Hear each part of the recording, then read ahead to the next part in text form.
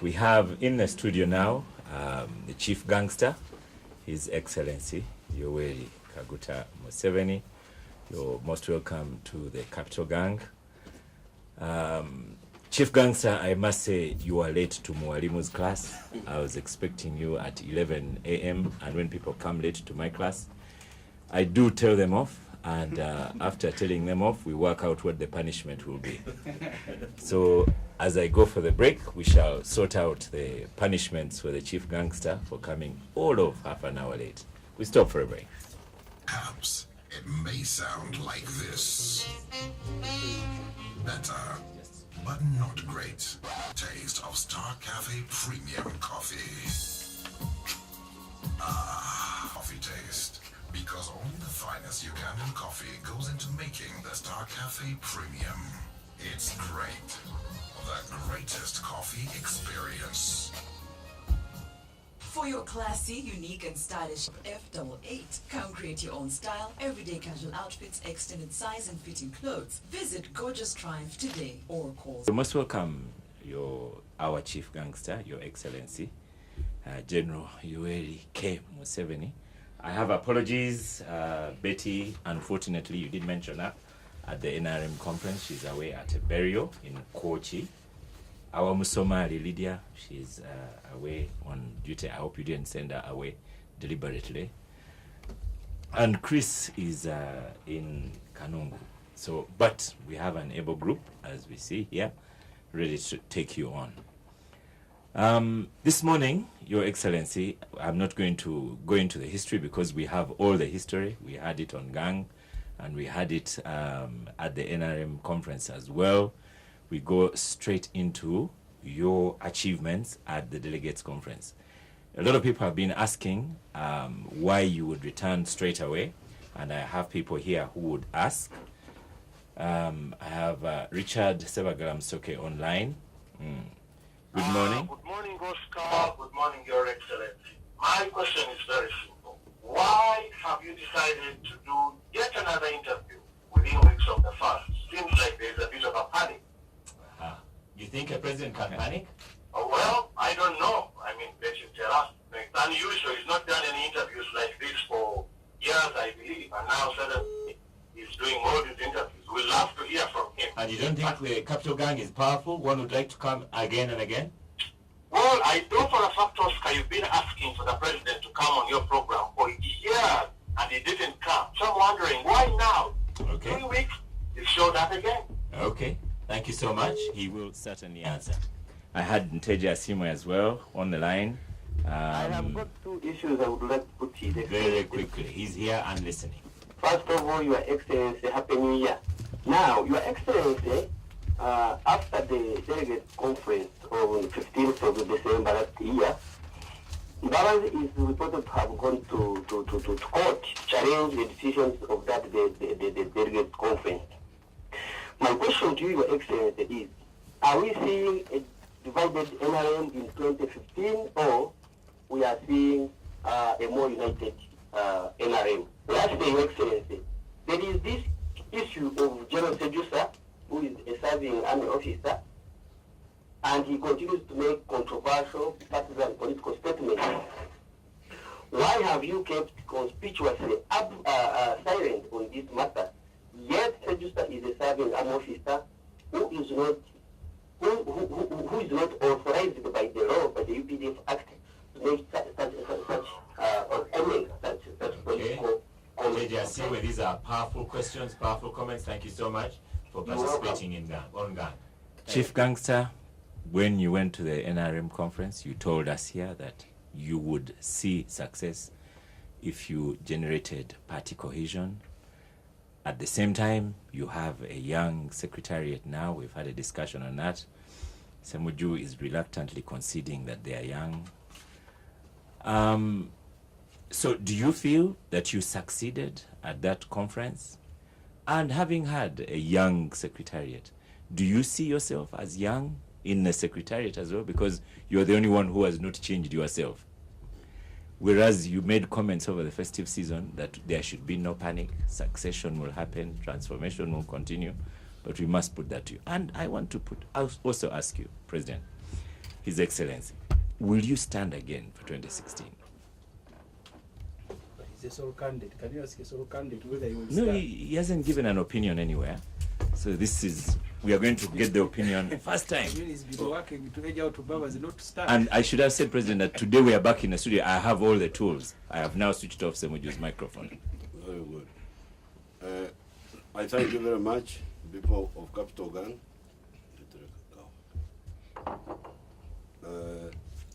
First of all, the question of Sebagar, I think it was, whether Museveni is panicking. Well, I'm not panicking. I don't remember who arranged the conference in Entebbe. That time I could not come in the studio because I was engaged. So we used Entebbe, where the facilities are different. The questioners are not able to ask directly. And we agreed that time that I would come here. Yes. And also to prove that the conference you would go as you wished. No, that was not the main point, because I don't have to come and prove that one here. But the more important is the fact that the other conference was not as complete as this one, because this one is in the studio where I can hear directly from the questioners. That's the main point. Now, the second question about Right Honorable was going to court. You know me, I'm not a lawyer. We have a resident one here. That is an issue of lawyers. For me, I'm a freedom fighter.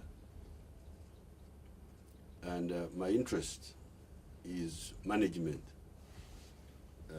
In this case, political management. And our interest in having a full-time workers in the Secretariat, which is something we have been talking about for a long time. And that's what we wanted. So the lawyers, they can bring the arguments. I'm not a lawyer. They will sort that one out. That is their business. My business is to organize the party in such a way that it is efficient. And it has not been efficient recently because when we were in the bush, our party was very efficient. We had full-time... Party in the bush? Yes. Our movement, whatever you call it, was very efficient. That's when we started the committees. They were called RCs at that time, resistance committees. And Haji Gongo would manage them full-time. At one time we had, he was assisted by Elia Kategaya, people like Abe Mukwaya. Then later on, Elia Kategaya went outside, and Haji Gongo remained alone together with people like Jacob Asimwe, like Abe Mukwaya. That was our situation then. And we had direct contact with the committees all the time. The branches, you can call them branches. Even when we came, when we were in the earlier phases, we had the NPC, somebody called NPC, who would be in charge of this. The National Political Commissar. Yes. So this idea of an elected Secretary General, who also had other things to do, we did not concentrate on it when it first came. It was new, actually. We had never had it before. When we had it in 2005, we had never had that type of arrangement. But when it came, we did not concentrate on it initially.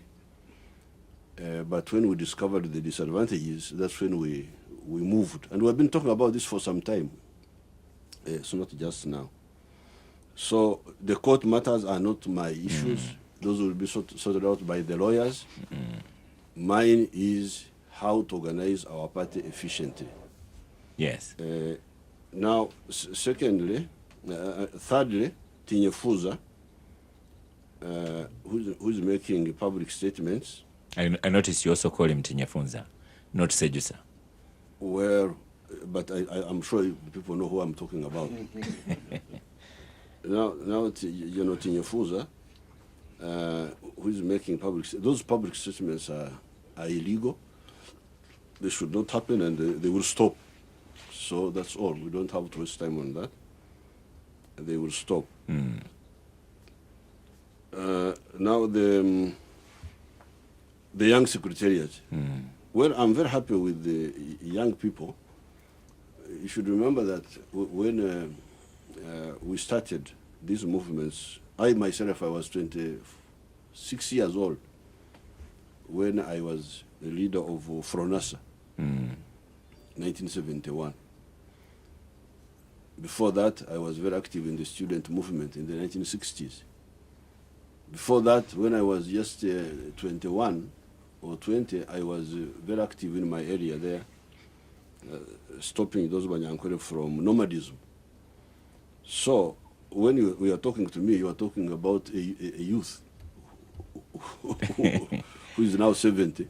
Yes. But who started his work when he was, his political work. Actually, even when I was in the teens, I was already working in the community. I therefore know the potential of the youth, if they are well guided. The mistake you make is to confuse biology with ideology. You seem to think that biology is a solution to societal problems. You can be young, but old ideologically, confused.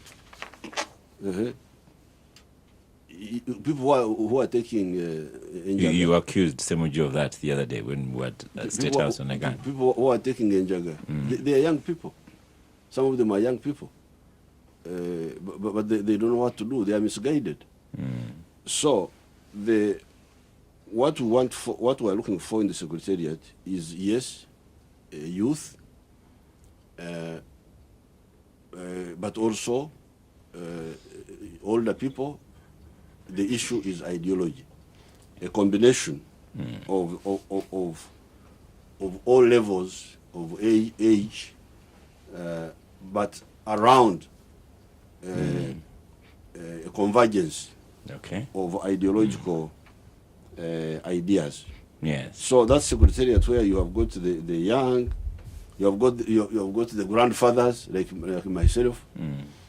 You have got the parents like these Kasuri Lumumbas, and you have got even grandchildren.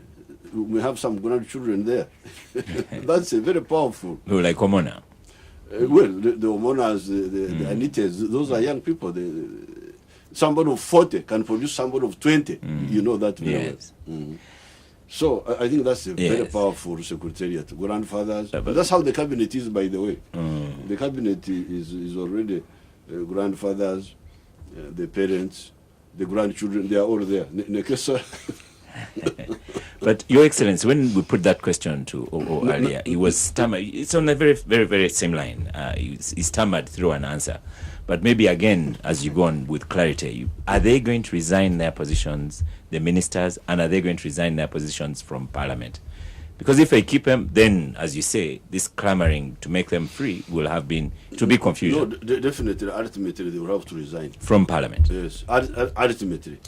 When that may be a matter of convenience, but ultimately they will resign. But Chief Gangster, that takes you to where you started with the past Secretary General, because when you appointed him and he had a choice between Prime Minister and Secretary, it's what you said. Ultimately, he should leave one of them. No, that time it was like an understanding between us and the Right Honourable Mbabazi. But this one is in the law. It is in the constitution of the NRM now, and the constitution of the NRM is now gazetted. Yes. So it is part of the law of Uganda. It will be actually illegal if they continue to be in Parliament and then work for the party as well. Yes, it is impossible. So as chairman, you'll be saying to them, I expect you to resign very soon. The question is, when do they implement? It's just convenience, but it's not whether, but when. Okay. Now, finally, you are always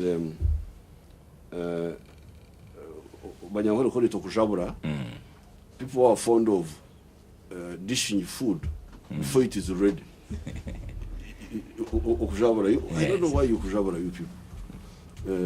Are you going to stand in 2016? It is important to know, Chief Gangster. No, what is important is to work. You know, this is your problem.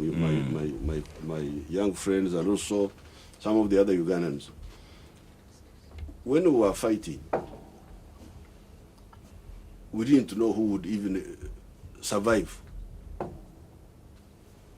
The first time we discussed the question of who should take which position was on the 20, we captured Kampala on the 26th of January 1986. And the following morning, 27th, we met in Rubiri, and the question was, what do we do now? So my advice to you people, and this is really serious advice, and I'm glad I am here. That's why I like to come and talk to you directly, so that you hear my advice. And this advice is from somebody who knows what he's talking about. If you get an assignment, please do it. Do it. Don't say, oh, what will I be tomorrow? What will I plan? No. Do your assignment. Do it well. When the time comes for something else, people will sit down, those concerned, and say, what do we do? Now, instead of people doing their assignment, they are busy dreaming, planning, scheming. That's not a good idea. Such people don't succeed. I have seen many. So I cannot be part of that indiscipline. To go here, start disturbing Ugandans. They have got enough problems to solve, school fees, what have you. I want this, I want this, I want this. I'm already given an assignment. Let me do it. When the time comes, we shall sit, the people who are concerned will sit without campaign, without pressures, without scheming, and say, what do we do next? Okay, Chief Gangster, Your Excellency, I'm still going to squeeze you a little bit further on this one. You see, and it is also, yes. I'm not even sure that it is even legal. I'm not a No, it isn't. But it isn't legal. No, you can say you wish to stand. It is not illegal. Because when you start saying, I want to stand, stand in which election? The commission has not announced. Your Excellency, Chief Gangster, let me take another angle to this one. It may not be illegal, but certainly it is indecent. Let me take another angle to this one, Chief Gangster. You say when you came in Lubiri, then you said, now what? That is equally indiscipline. Because 2016 is 1 year away. Some people are very well disciplined. They even know what they want to do in 2018. So the discipline is to say that you will offer for yourself and that you will address the matter later. No, but then on the issue of services, and I have a message here. Take services, for example. For me personally, I'm also fed up with the politicking, especially since, Your Excellency, you have not yet looked at Chigo Road, and those people are saying to me, you are sharing studios with the president, talk about services. But I have Frank Bogere here on Facebook. He says, Happy New Year, gangsters. Please ask Mr. President that we don't want politics in 2015 to hamper service delivery, as everyone will be thinking about re-election. The whole year shouldn't be wasted talking about politics, but rather ensuring that the public gets the services they deserve from government. But President, everyone talks about politics. Even our OO here talks about politics. Yet I want my road fixed. I want other things done, not politics. When Besigye walked to Kampala to get the services, he was stopped from walking. He claims he wasn't politicking. Now, I had not conspired with Bogere. No. Bogere is saying exactly what I was telling you. But the reality... He is telling you that you people, you are really inconsiderate. Our people are busy struggling with life, with school fees, with all those things you are talking about. Yes. Now, instead of concentrating on those where you have an opportunity, in case you have an opportunity, but even if you didn't have, even in your private capacity, you could help. Instead of doing that, you are busy planning. What will I be? What will I be? What will I be? I want to be this. I want to be this. This is very wrong. It is wrong. It is indecent. It is not our way of working. As freedom fighters, if we were talking like that, actually we would even be maybe even cowards. Because if my plan is to say, we are in Ruero, we are fighting, but my plan is to be president, that means I will have to avoid risks so that I survive. So it is totally, it's a subversive, it's a wrong way of working. So please don't involve me in that. That I should disturb Ugandans with matters of tomorrow when we have got serious issues of today which need to be addressed. By handling the ones of today, when tomorrow comes, the Ugandans are there, the parties are there. Like in our case, we have our central committee, we have our NEC, we have the national conference. Those people will come and say, okay, we have done this in the last 5 years, what do we do now? So I would advise you really to stop that anarchy of every day being election day. That's not good. That's what Bogere, that man is saying. Frank Bogere on Facebook. Okay, Chief Gangster, thank you so much. After the break, Semuju, I'm going to take you on.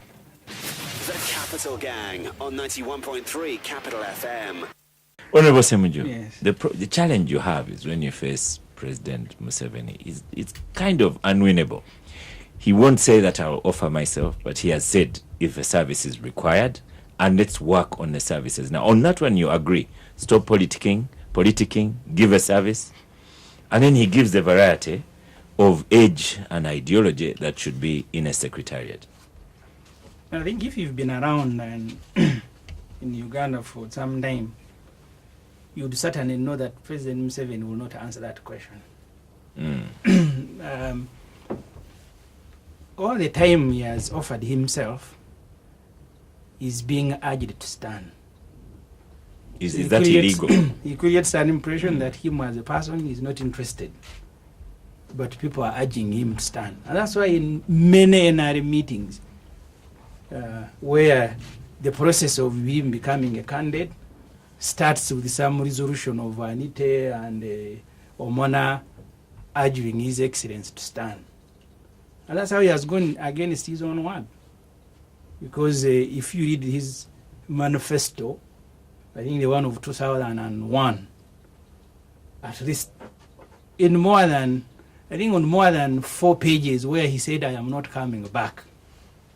And eventually he was urged. So you are right to say he's one of the cleverest men we have in this country. But the point is, and the president said it in his book, what are Africa's problems? If we don't sort out politics, governance, you will not stop discussing it. Because let me tell you, Oscar, the president, when he came here and captured power, 1986, Uganda was the project.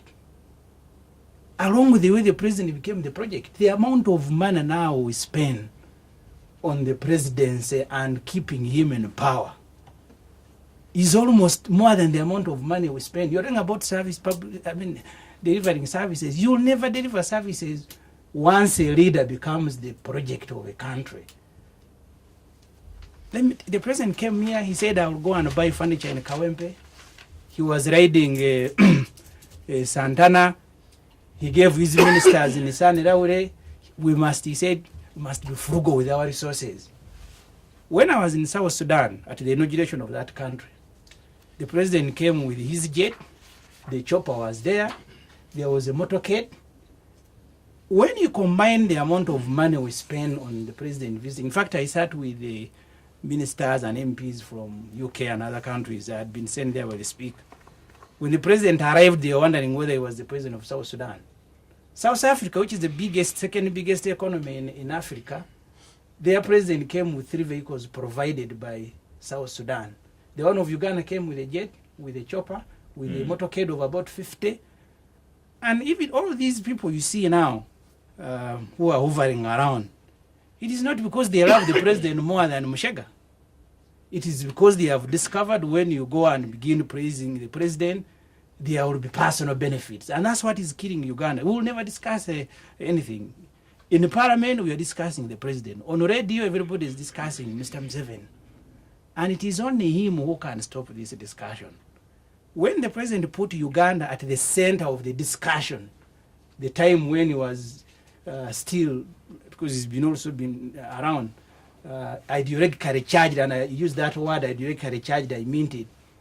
He said, now we will no longer buy your thing. We'll bring a maize, you give us a ammunition, you give us this and that. And you think he's changed from that? I said when he was ideologically charged. And you think he's changed? The environment has changed him. He's not a socialist that we had when he captured power. He's now a capitalist.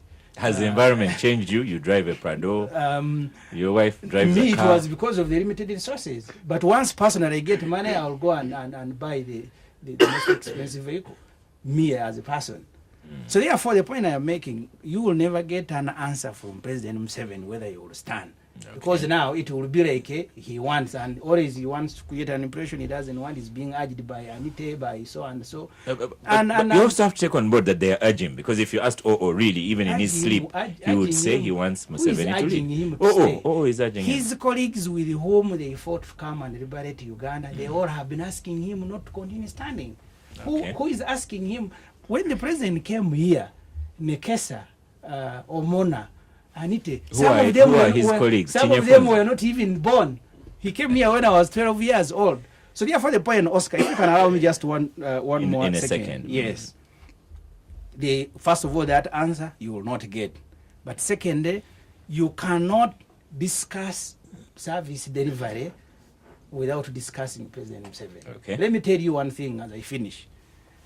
The president this year in Parliament, because he's the Minister of Finance, he allocated the State House 200 billion shilling.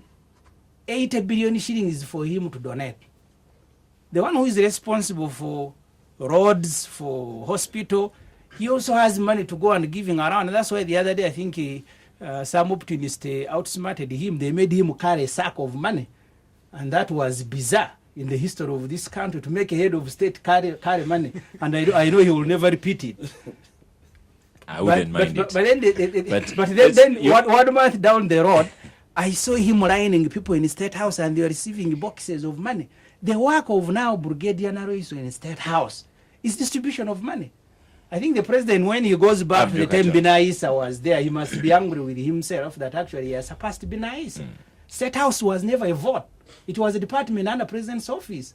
It now receives money. You have let me tell you, the day President Museveni will do this country a favor and stop promoting himself as a project, all of us will be celebrating, and I think I will lead the choir to go and sing for him. Okay.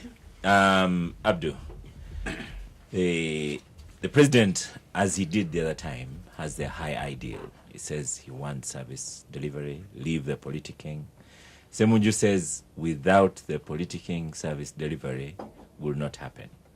It is good that the president comes to the gang, sits with very vocal members of the opposition, and he gives answers. Very happy. I hope one day he will go and sit with civil society, with the opposition, and they discuss and the he country gives together. answers to the satisfaction, or I don't know, to Semunju. Abdul Katondo. Well, by the way, I pick up on these things. Semunju has said about President Museveni. By the way, I'm very happy with him. Let's record that one. My producer, Kidan, is going to record that one. We'll play it. Yes, Abdul Katondo. Honorable Abdul Katondo. Well, I think there's a difference between politics and politicking, in my own view. You cannot divorce politics from service delivery. It is actually the politics that delivers service to the people. Because politics and governance are related, once your politics has a problem, it will certainly affect service delivery. I thought we need to get that right from the beginning. And maybe it sort of goes to what Semunju is saying. You see, once you have a little bit of turbulence in the politics, it's not even politicking, then people who are supposed to be delivering, supervising, monitoring service delivery get diverted. And what the period which we have just come through the last 6 or so months shows this. You know, you get members of parliament, instead of doing what they are supposed to be doing, they are busy, doing politicking in up country.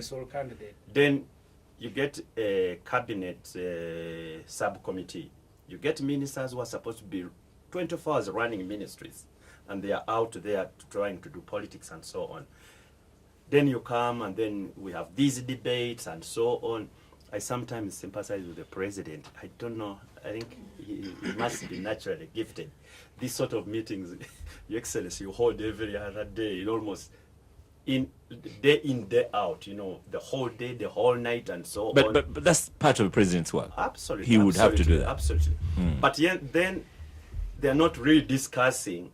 Sometimes, actually, he sort of gets them away from what has taken them. They say, look, can we go to service delivery and so on? But really, the country is not discussing service delivery, but they are discussing politics, and even And that's what politicking. we're going to have in 2015. And that's my biggest problem. 2015 is gone so much, into high gear, really almost maybe even 1.5 years before the elections. And Your Excellency, you see all these meetings you've been holding, including the national conference. The whole thing was about solo candidate. You just need to go up country among your structures and so on. That is what is being discussed, including civil servants, unfortunately, the fellows who should really be at the forefront of service delivery. So, to the extent that we should emphasize the service delivery, yes, the president is correct. But that the politics is now guiding or driving this service delivery and having the problem that you should address, such that you get your men and women out of the politicking and they go to service delivery. But if you become a partner with them, then that becomes a big problem. And let me tell you one thing, why I do think politics and service delivery are very, very much related.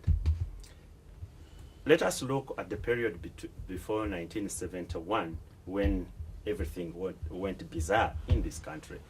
And I want to give a very good example, which the president knows very well, because he's a cattle farmer. Uganda was engaged in meat production, beef production, and actual export with Uganda meat packers and so on. Since 1986, when the president came from the bush, up to now, have we moved any step to restore Uganda to that level, such that by now we are talking about value addition to an industry which the president really has a passion for? He's an active participant to restore us to 1971. And I've said this before, Your Excellency, if you don't, that I was about to be tempted to join the NRM when you had just come. Me and my brother here, we are still at university. Because we were convinced by some of your cadres, and I would mention them, Kale, Vesije, Amanya Mushega, Kahinda, Victor Buana. There was this Oriamaza. The guys were really ideologically anchored. They'd come to the university, convince us, say, look, at this where the country should go, and so on. They would even point out the mistakes of the earlier regimes and so on, even when they knew some of us were a little bit hostile because of our UPC background.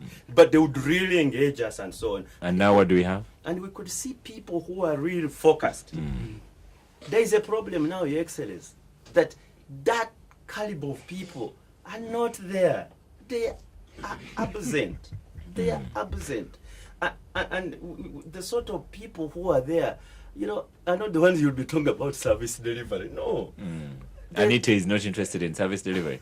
No, I don't want to mention that. Okay, but before you come off the microphone. Oh, am I about to? Yes. I saw No. Before you come off, you, Abdul Katuntu, had a bet with our chief gangster the last time he was on Gang, and you're saying the delegates conference is going to have turbulence. They will not achieve that high ideological point that he wished for which he wished. And he's going to put to you that it was very successful. The new secretariat was appointed and went through very well. They won it. That's true, but let me say this. I only talk about the NRM to the extent that I'm talking about Uganda. It's like somebody's wedding. If somebody says he had a very good bride, but he didn't want anybody to take a picture of that bride. Why should I be bothered? It is his wedding. It's not my wedding. So I'm not so much interested about the NRM, what goes on. So, but why, only to the extent that they affect my country, and the decision will affect my country. That's where I'm very much interested, and I make my own contribution that, excuse, this is not correct. For example, if they have their manipulation, their democratic tendencies, and so on, I want to let them have their own what? Their own party. That's their problem.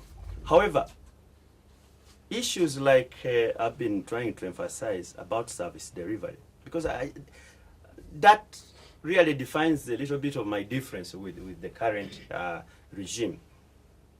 That you have, for example, when the president came in 1986, say, look here, gentlemen, how can you have a country which does not produce a safety pin? And you see, it was logical, it was common sense, everybody was looking at himself as or people who are not wearing shoes. Yes, and I say this because you are from yes, Busoga. and I would, you would see. You haven't had the last bit. I say this because you are from Busoga.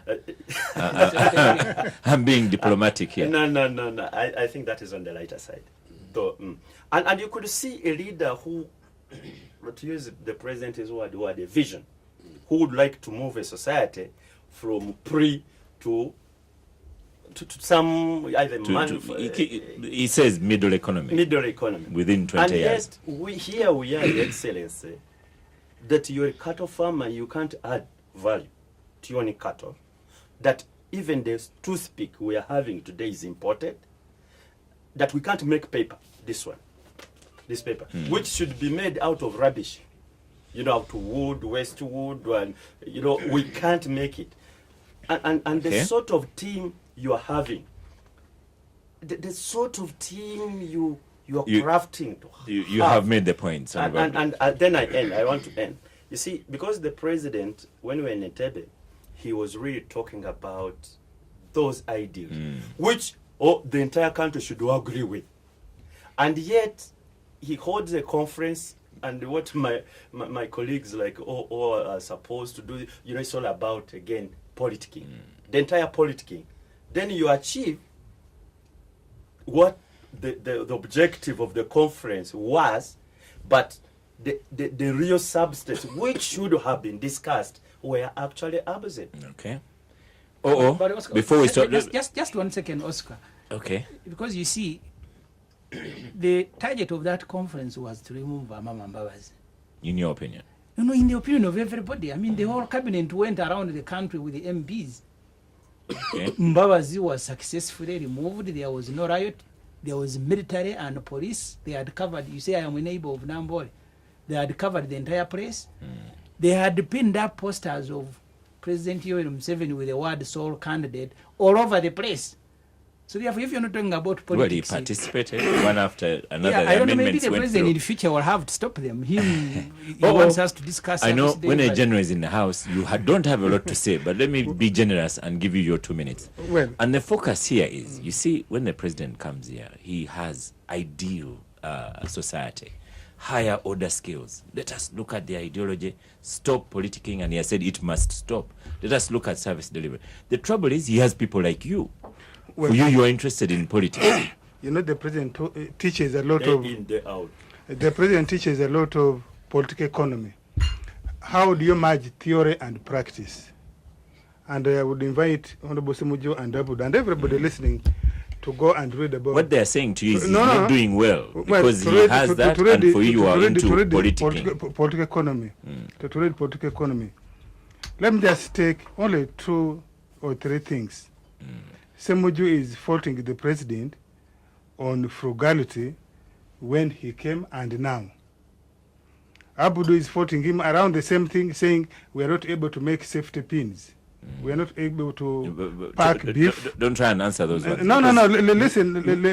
Chief Gangster is here. You have asked me. Can I make my take? Those are not the ones I asked you. In 1986, virtually everything was being imported. Indeed smuggled. What is the situation today? The situation today is that about 60% of everyday common user items in the households are manufactured in Uganda. No. Consequently, we are employing a lot more people. Therefore, Semuju made your point. You must know. A lot more. We are able to employ more Ugandans. We're able to give them, in fact, in real terms, better money. And third, we are able to generate and collect more money, and therefore fund the larger part of our budget. Okay, your number two. Number two is the politics of NRM, or the consultation NRM has been going through in the last 1 year, or indeed the last 5 years, mutually exclusive from service delivery. Is the service delivery, the level, is it going down or going upwards?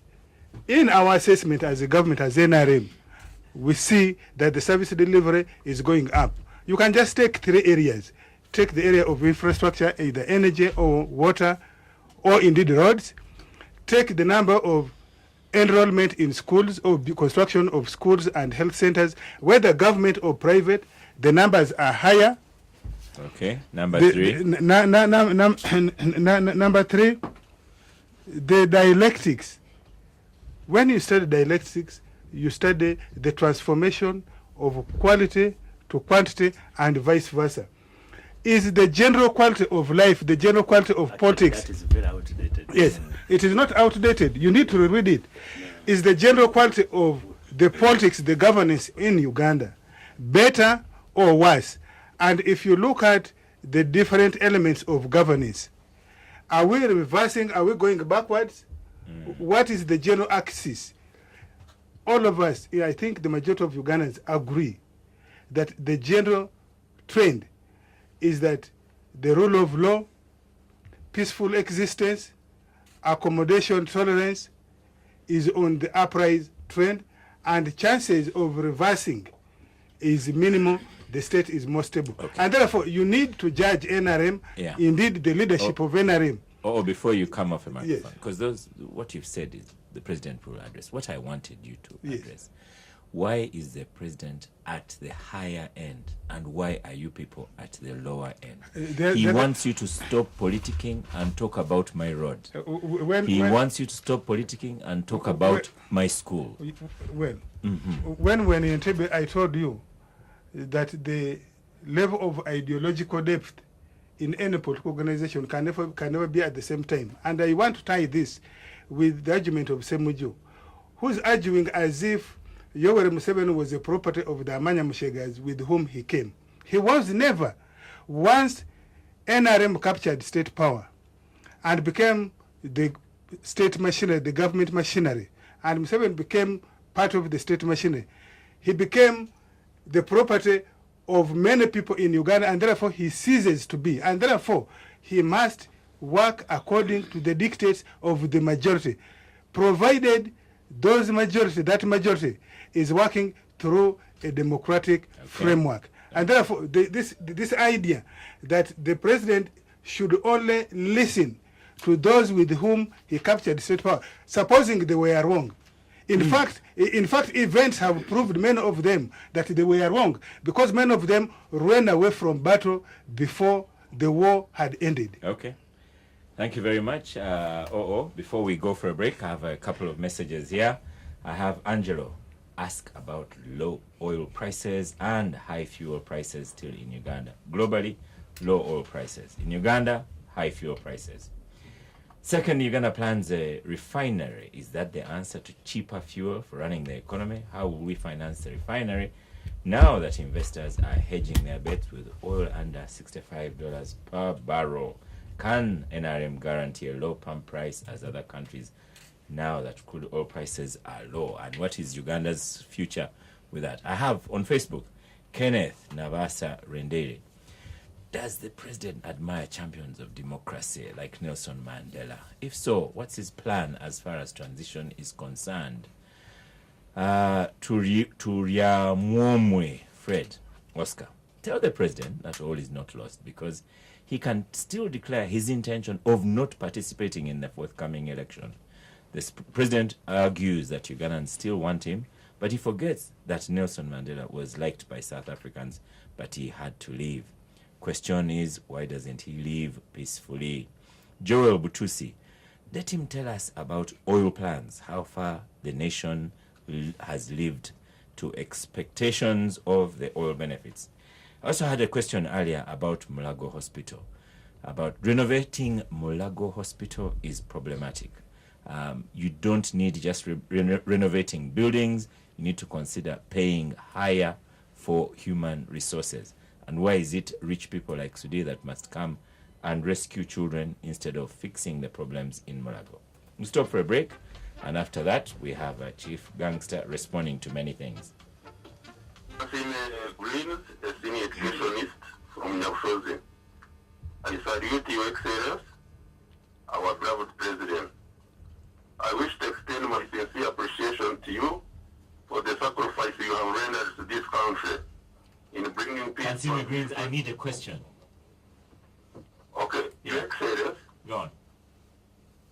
Whenever I get an opportunity to meet you, I have always suggested, discussing with you and suggested that we create educational monitoring unit under your office.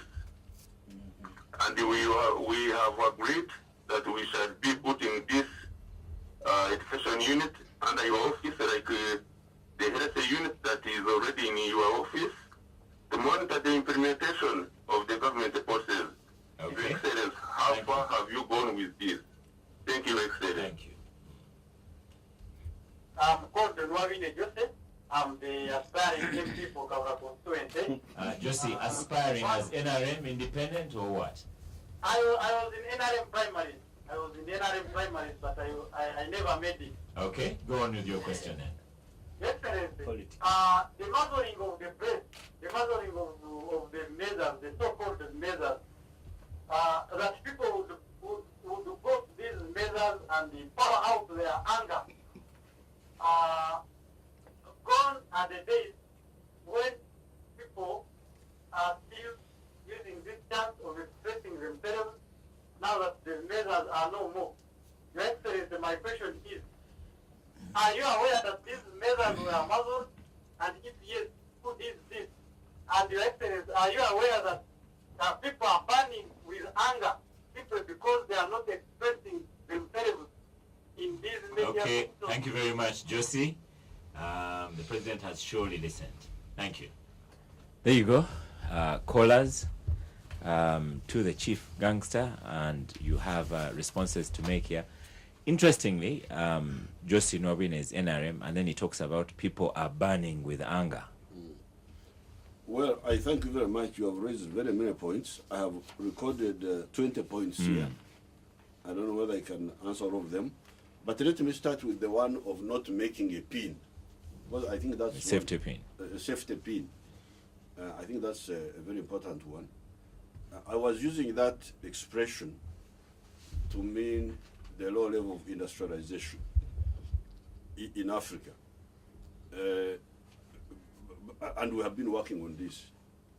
First of all, we had to work on peace because you could not deal with one without dealing with the other.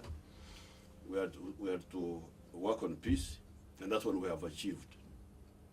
Secondly, we had to work on infrastructure, because those industries depend on infrastructure. If the costs of infrastructure are high, then it will be very difficult for those industries to succeed, to survive.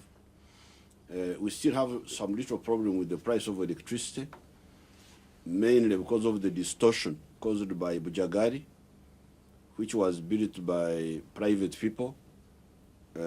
Our people did not negotiate. They have not satisfied me very well why they did not negotiate as we had negotiated with AES. Because earlier on when we had AES, there was an American group which was going to produce a unit of power at 4.9 cents. These fellows ended up producing power at 11 cents, which is very expensive, and we cannot, we shall have to sort it out. But fortunately, the other older stations, like Narubare, the one on this side, produces a unit at 3 cents. The other one of Kira produces a unit at 3 cents. And what we are planning for Karuma, it will be 5 cents per unit, and Isimba will be 4.8 cents. So when I asked Kabagambe Karisa why this mistake of why did they not maintain the policy, the price level of AES, which was negotiated with AES, which was 4.9 cents, he told me that that there was a delay, and there was a shortage of money in the world, and that there was also the other floods in New Orleans in America, that the contractors were few in the world, like that. He gave me that explanation. But we shall have to sort it out. We shall have to sort out the issue of negotiating with Ubujagadi and see how we can bring down this power price of electricity. So, peace, infrastructure, and then the difference we made in our time, we resisted the temptation of parastatals. Because some of the things Honorable Abdul Katunti is talking about, like the beef packers, the beef packers of Soroti, that's why the government factory. Yes. And some of those factories you're talking about were government factories. Now, for us, and here I really, it's part of my decision, I resisted wanting to use government factories, because in the end they are not as efficient as the private factories. So therefore, we have succeeded in very many areas attracting private factories. Let's take fisheries. There was not a single fish processing plant in Uganda in 1986. At the height of the fish industry, we had 20 factories. Now they have gone down a bit because of the problem of overfishing in the lake, which is another problem. But at least the factories had been attracted. 20, more than 20, and you know that. You talk of beef. Say here you are, Museveni, you are a cattleman, but you can't even process beef. But you are forgetting about milk. The milk industry has blossomed. Our production of milk in 1986 was 200 million liters. Our production is now 1.9 billion liters. It has gone up, I don't know by what percentage. And the factories, there are so many. We have got even one which can crack milk and bring subcomponents of milk, not just processing milk, cleaning it, but even cracking it to get, there's something you call casein. Casein, it's like a protein. So that is moving very well. Beef, finally we have got people now. There is an Egyptian who has built, who's building one in Bombo. So we are not only making a safety. Maybe we are not making a safety pin, but we are now making a car. Mr. Katunt, I think you sometimes miss. Our people have made even a car. Forget about a safety pin, an electric car. Our professors. The money we are putting in research, we also need to look at it. How much money government is putting in research?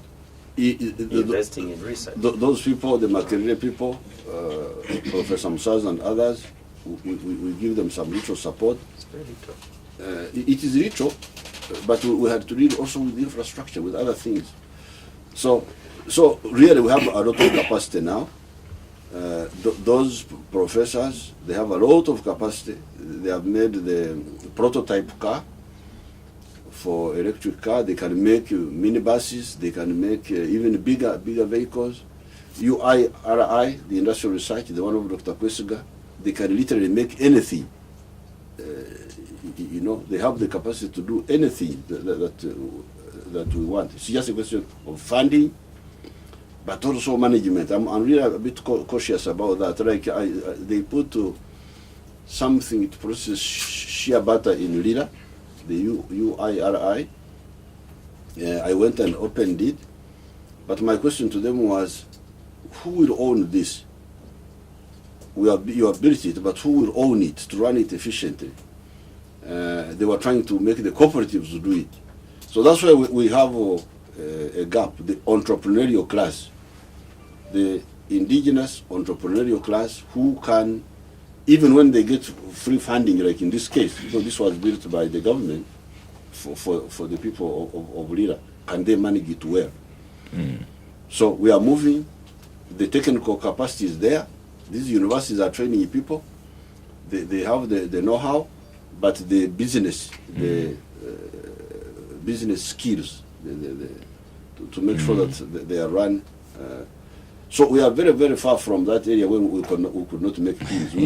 We can now make literally anything.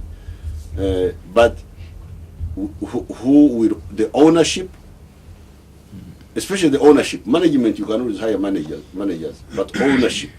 Who will own but Chief Gangster, Your Excellency, you must also have a reporting line when you say that, yes, we have enterprises coming on.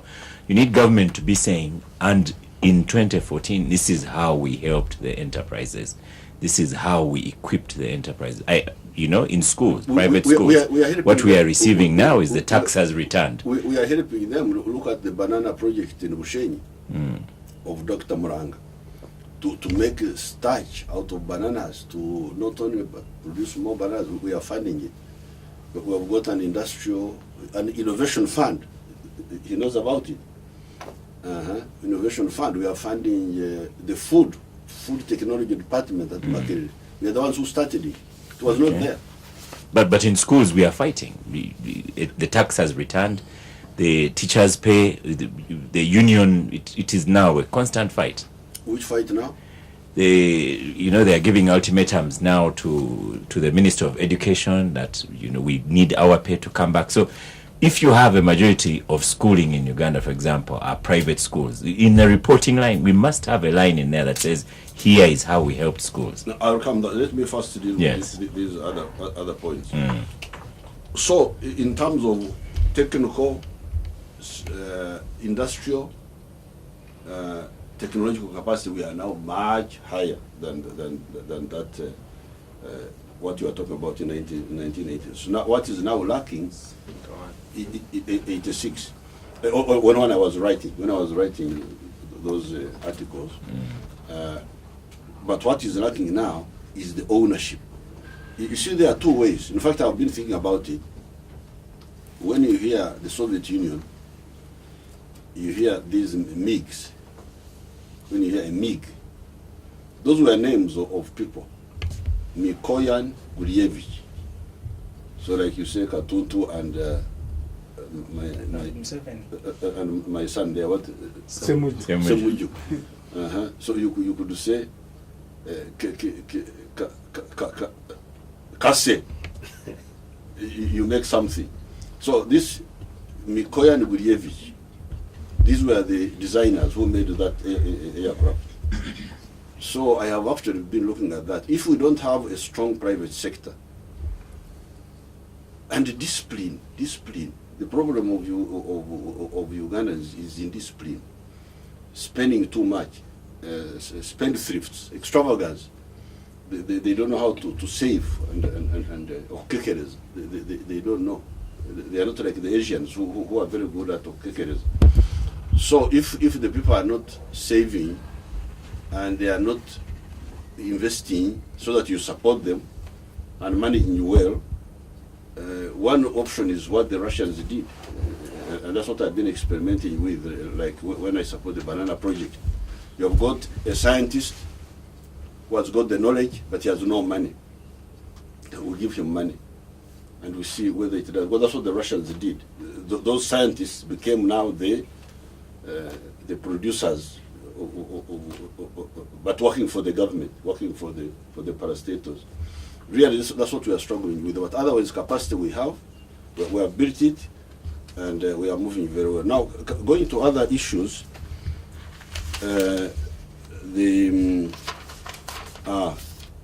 Museveni goes with a big convoy. Well, Uganda happens to be in the midst of a turbulent area. I don't know whether Semuju Ibrahim has ever joined the Tabliks. Some people are trying to bring terrorism here. I am a tablik. You are a Tablik? Yes. Well, I hope you are not linked to the other man. What is his name? Jamil Mukuru. So, we are living in a turbulent part of Africa, and we have to take measures against terrorism. And for that one, I can walk, have no problem, I can sleep anywhere. But when it comes to anti-terrorism measures, sorry, we have no apologies to say that we secure the president of Uganda so that we do our work. And Uganda has been in the front line of fighting those terrorists. You are talking of South Sudan, but those are your issues. South Sudan, you know Uganda stand on South Sudan. So if you don't know that, then you shouldn't be in parliament. Now, he talks about the extravagance and big expenditure by State House, and it claims first, you was talking about the convoy. I came with Yes. the convoy. Yes, that convoy is because of terrorism. If there was no terrorism, I just walk on foot. I have no problem at all. Now, the 200 billion shillings for State House. Yes, this is because I'm not a decoration president. To be there, just president. I am a working president. Fortunately, my State House controller is here. She came here by accident. I normally don't go around with her. But we're coming from. Now, this money, when some of the actors fail to do their work, I do it myself. I start model villages.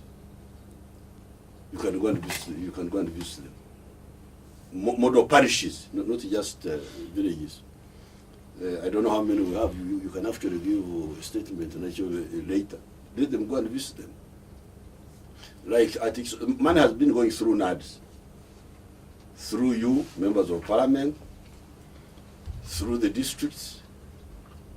Big amount of money has been going, but they have not been using it properly until we have had to come in now to use the army, and you will see the difference.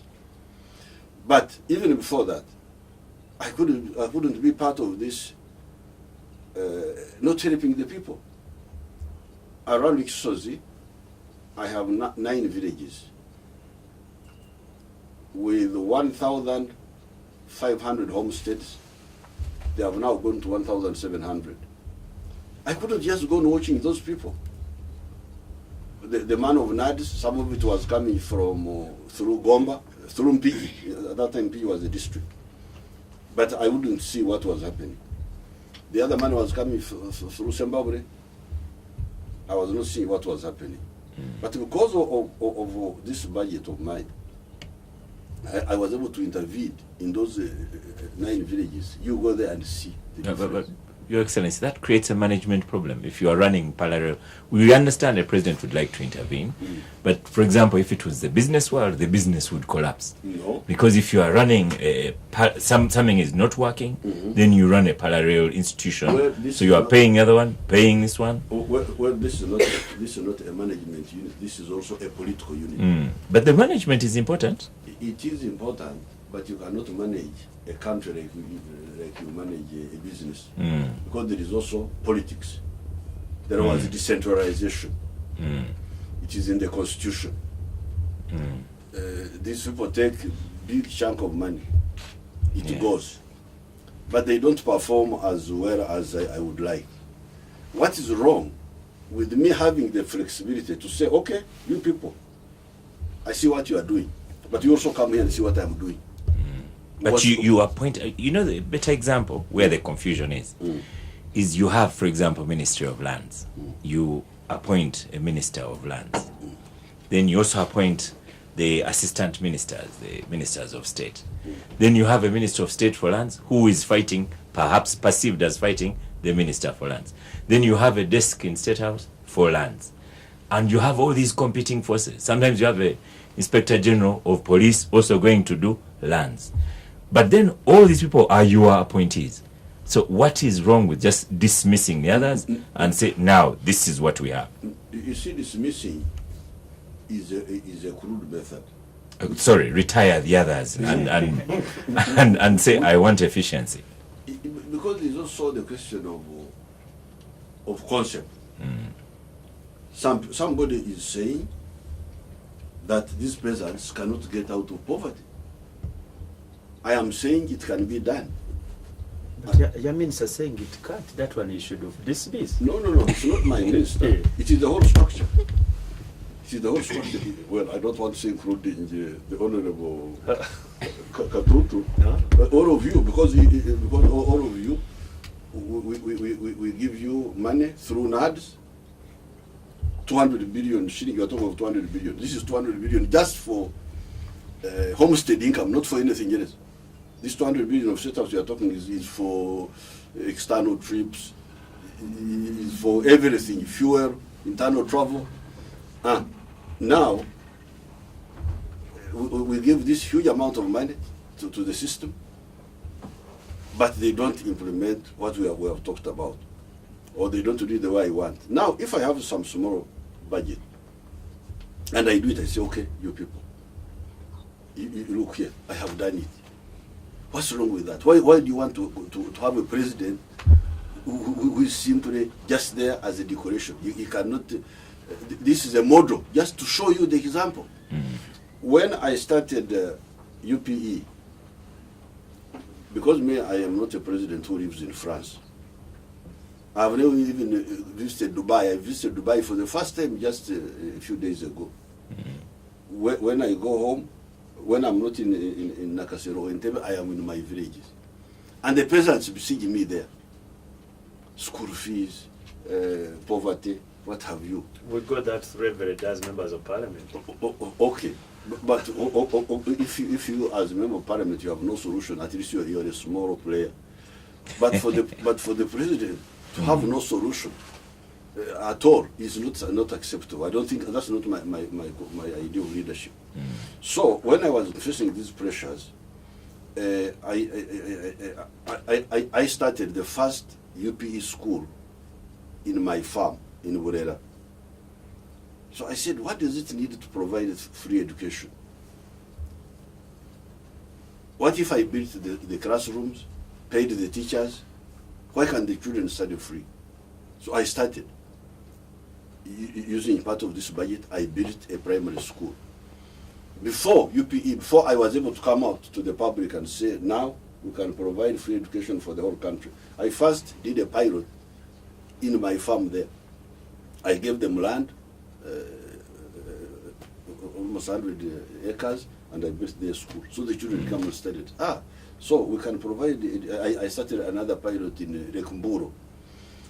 So this budget of this president you are talking about, which you are trying to make fun of, what is a budget which delivers alternative to the people of Uganda.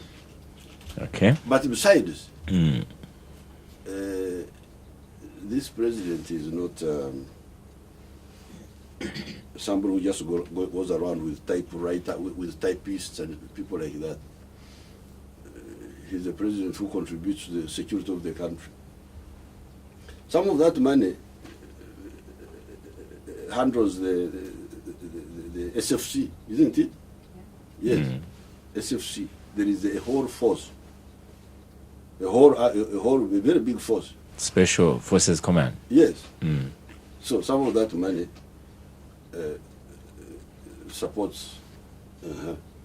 So please, the 200 billion. SFC will come back to that one, Your Excellency, Chief Gangster, because I will also put to you that maybe the ones in the regular are equally annoyed with SFC. We had refinery as well, oil prices going down globally, but in Uganda, when I put petrol after this show, my pocket is damaged. Well, that's a good question. I'm going to study it. I haven't studied it. Why the local price here should still be high when the global prices. I haven't down. studied it. I Yes. haven't studied it unless this Okay. involves some information. Okay, so that you give a response to that in due course. In due course. And then the refinery issue, can we still now afford a refinery with all these oil prices? They are predicted to be down for nearly 2 years from now. No, we shall build our refinery, one way or the other, because the oil prices are going down. Globally, they are going down because of the Americans who discovered this shale gas, shale something which produces both gas and oil. and fuel. But what I hear is that extracting that shale is expensive. That if the price of oil, I think that's why the Saudis are allowing the price collapse, because when it collapses below a certain point, then the share operations will not be profitable. I have had that argument. But for us, whatever the price of oil is, we shall produce our oil. We shall, if the companies don't want to build the refinery, we shall build it ourselves. But it's a question of economics, Your Excellency. The economics suggest that building this large house to process our oil is going to be far more expensive than the alternative. We do like the refinery as a matter of pride, but is pride enough to fund the refinery? Whatever the price is, Uganda is going to benefit, because we have got now 6 billion barrels proved. You may not get all of it out of the ground. You may get, let's say, even if you say you are to get out 2 billion, because of the science of extraction, not all of it will be pumped out. Even if you said 2 billion, when the price was 100 a barrel, that would have been a total of 200 billion. 100 times 2 billion. 200 billion. That would have been 200 billion US dollar. dollars. But even if now it goes to 60, that will still be 600. no, more than It should be 120. 120 billion. That's not a small amount of money. And building the refinery, if we are going to use, I don't know how much, 2 billion or whatever, out of the 100. At some point, Your Excellency, will you know? Because that's part of the problem. You advocate transparency. Will there be published a chart of accounts? It's going to cost this much. So far it has cost this much. But when? Because this as a government looking ahead, you wishing for service delivery, all this information should have been published earlier, so that we are all with you, thinking this is a good economic decision. The only delay was that I nominated Professor Nakimera, a lady, to head this petroleum authority, with some other people there. When I sent them to the Katuntus, they said they were not. There were issues. That they were not good. When I talked to those women myself, very brilliant, that Nakimera. So that's what has delayed. I've been discussing with my young sister Rebecca. That's what delayed the petroleum authority. Otherwise, we are moving. We have finished all the other issues. Well, if we have some issues, Your Excellency, maybe it's better you address the issues we raise, because you can't just say, oh no, we can't. We always give reasons. Well, I don't. This is not for here. Yeah. But that's what delayed, because the names which had been proposed to me, I didn't know Nakimera, but she's a very highly qualified scientist, petroleum geologist or something. Now, regarding the cadres, the quality of the cadres is going down. I don't really believe so. What we have done, it's true that we had to expand the cadreship. That's why I started the patriotic clubs and the patriotism secretariat led by Lieutenant Colonel Matsuko or Daouk, all those people. They are there. They are manufacturing a lot of young people in those schools. The other one of Who are these people who are urging Museveni to continue when his Bush colleagues are saying you go away? Oh, my dear friend, you see, this is part of the problem. There's somebody who fell in the lake, thinking it was a pad of water. The force which we have is a very strong force. You may see some of these politicians, a few of them, Amanya Mshaga, the ones you know. But the people who fought they are there. The ones you see are not, these were the political leaders. But how about all that force? Which you think Kampala was captured by Besigye and Amanya Mshaga and this handful of people? They are those who fought they are there. You don't see them. Because you are busy here in Capital Gang, you are talking about yourselves, you are talking about, you are just full of yourselves. But there are people, they are there. So whatever this one says, that one says, those who fought are there. Many of them have never been heard of. They're just quiet, doing their work, dying, surviving, but they are there. So please, you should learn how to be modest. And know that shouting in the newspapers is not the only form of contribution. Maybe it is a form of contribution, but it's not the only one. You should know that there are other people who contribute. I think these are the major ones. No, nobody wants to get rid of Mbabazi. Absolutely not. Really, you should just get it out of your heads that our aim was to get rid of Mbabazi. Was the main point, but we had to end the question of having a secretariat which is not full-time and linked, because you see the NRM is like a huge banana plantation. Somebody cultivates a huge banana plantation. You can imagine there are 57,000 villages in Uganda, more, 57,000 plus. And as Katun here knows, even Semuji must know, there are 30 NRM leaders in each of those villages. The 30. The official 30. The official 30. These are just the leaders, without talking about the members. Now, to not connect with these people actively is a crime. But President, that was your view. You remember after the elections of 2001, I think, you told the SEC that you needed 11 billion shilling to run those structures, and you said they should not be functioning until the time of elections. That was your own proposal. No.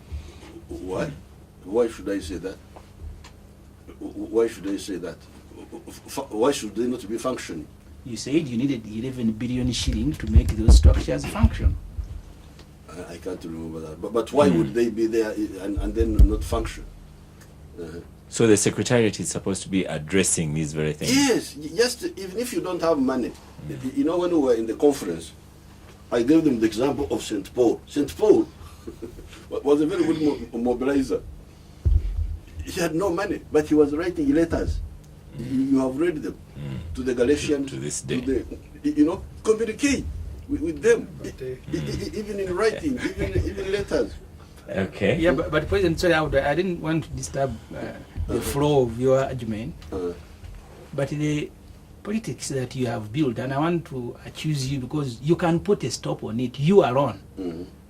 Every single meeting of NRM, can you imagine the number you are even giving MPs money? 500,000 members of parliament to come and attend their own meeting. These structures of parties, you're talking about of NRM, wherever they are, if you don't send money, it will be chaos. Okay. And that's why they are not functioning. Even if you have a full-time secretariat, people now associate with you because they know this is a very generous president, there is money to get. Okay. And that's why the other day they were arresting Kawesi Ndawala when he was the youth, when he was the treasurer of NRM. Nearly they were lynching him until military police had to go there. Because every meeting of NRM now is a meeting to get money. Can you imagine in Nambole, even the wheelchair you had provided for people who are disabled, they took the wheelchair. Said this is an NRM thing, we must go. When we had them in the nature, I was still a student, they took our blankets and spoon and fork. Okay. So that culture, sir, you can stop. Okay. There's a problem. There's a problem of money. what do you call this? Mercenarizing. Mercenaries. Yes. Monetizing. Monetizing politics, which is a mistake. If you read my statement, I really castigated it and advised them how to get out of it. They will get out of it. It's a mistake, but the structure is there.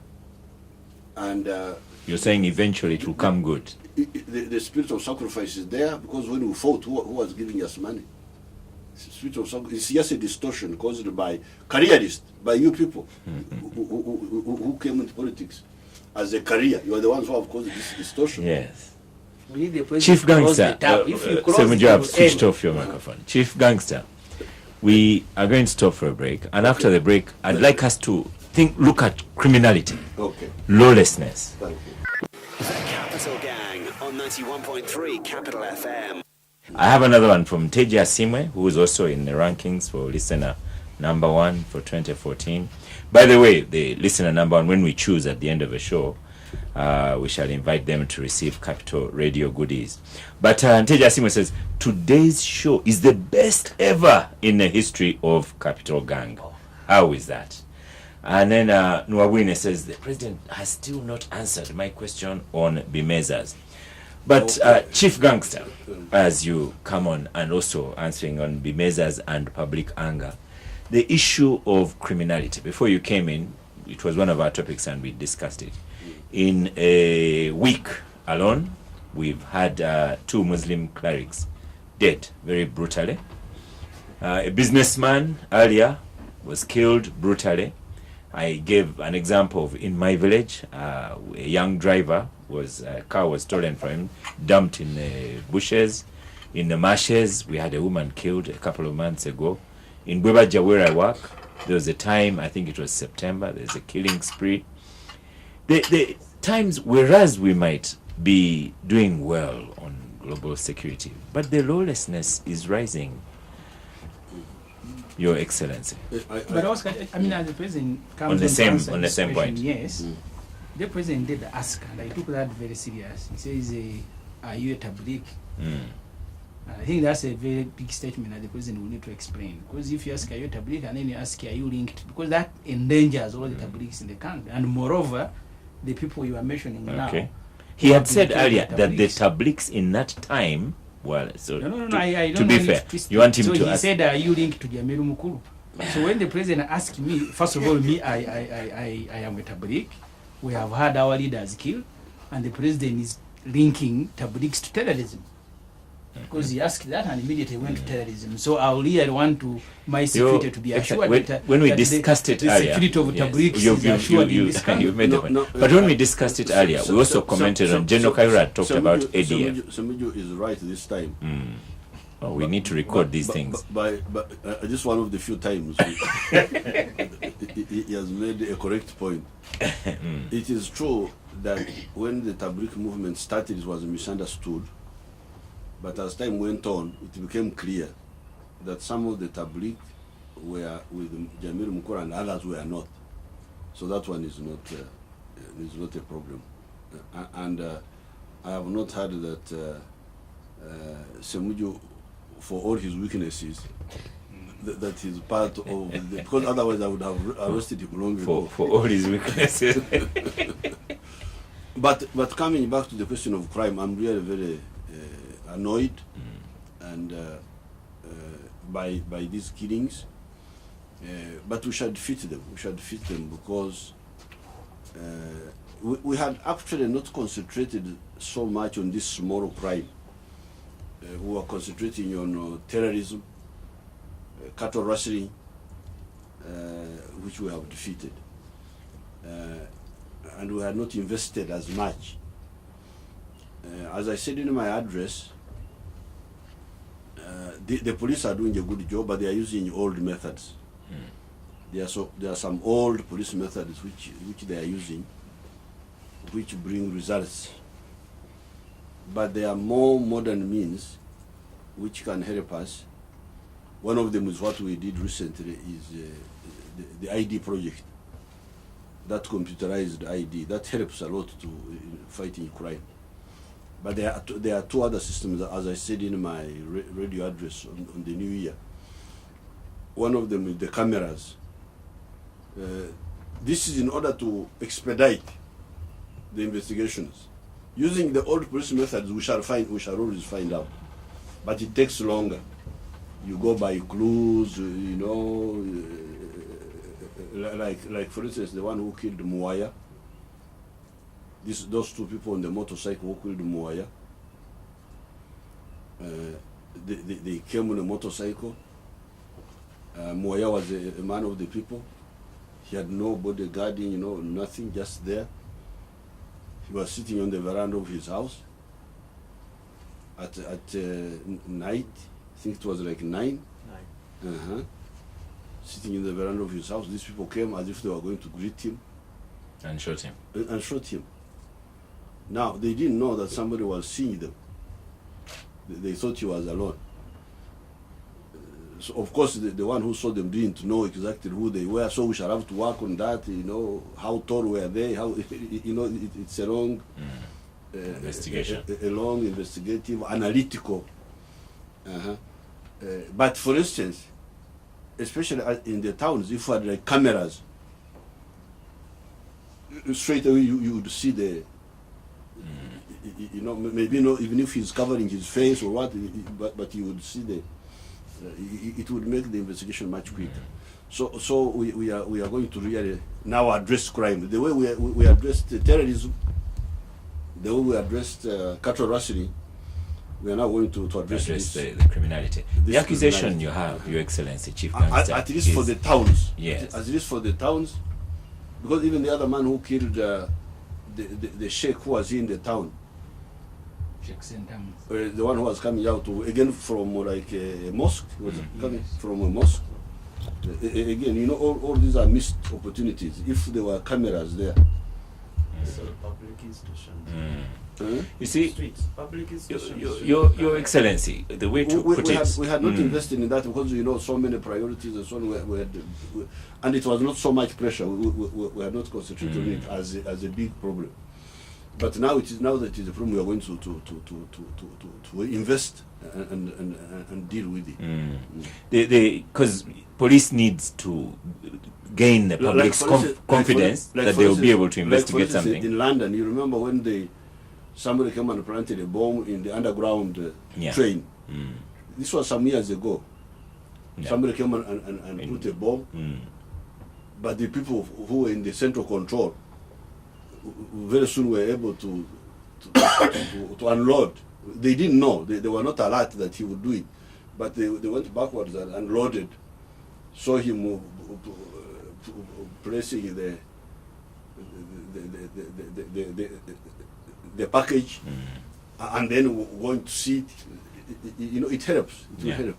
The confidence that we need to have with police is, of course, in competence and managing such crime. But then the same Jews also accuse you that the police is equipped in managing political disturbances. If, for example, Kano Besigye says he's walking to Capital Gang now, he'll be managed quickly and swiftly. No, but you saw it. But when you even saw them involved himself in the Abama Mbabazi conflict. When will we get to that position where even such criminality is sorted out swiftly? That's an opinion that should not come from a member of parliament. Because the member of parliament should know that riot police has nothing to do, even if there is no riot, and the riot policemen are in their barracks, they will not be dealing with a crime. The crime is only dealt with by CID and by the plain-clothes policemen who go there on the scene. They have nothing to do with even if there was no riot. So you cannot say the riot policemen are diverted with. If they were not diverted, they would have. No, maybe I need to make the point. No. Let the Chief Gangster finish, and then we'll do a final round of comments and finish with him. Because the police is totally specialized. If there is a crime, it is the CID who are full time on that job. If there is a riot, it will be the riot people who will be dealing with it. There's no way they can be diverted because of politics and so on. So that's a different branch altogether. Abdul Katuntu, the president has ably, you remember in the break when he says, I love coming here, find confusion all over, and I smash it. And I will occasionally return and smash more. Help me to explain to the public. To explain more. I love yes. So, sorry, you hadn't responded on the public anger on the Bimeza? Yes. I don't know who stopped the measure. I have never heard of it. Who stopped it? Well, sir, This is a while good time ago, for an Opondo too. while the late Honorable Basogan Sadu was still alive, that was when the measures were stopped. And I think since that time, we haven't made efforts. No, I think you just have, Ofondo, just say it the way it was.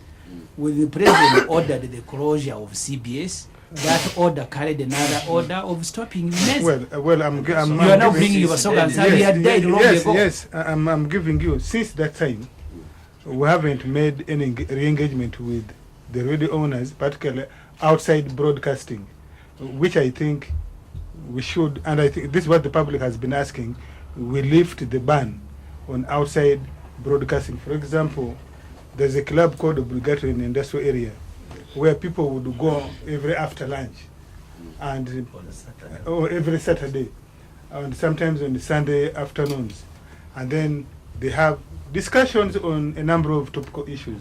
Outside broadcasting, not in the broadcasting. Not in the studios. Not in the radio studio. Not in the studios. I think it was one way for the government to receive the actual public feeling. Oh, for people to vent. That's what Nwabine is saying. Yes, you can examine. Discuss their country. There is no anger that is there. It's a discussion of their country. Sometimes it will happen. Yeah, but you see, to submit like anger.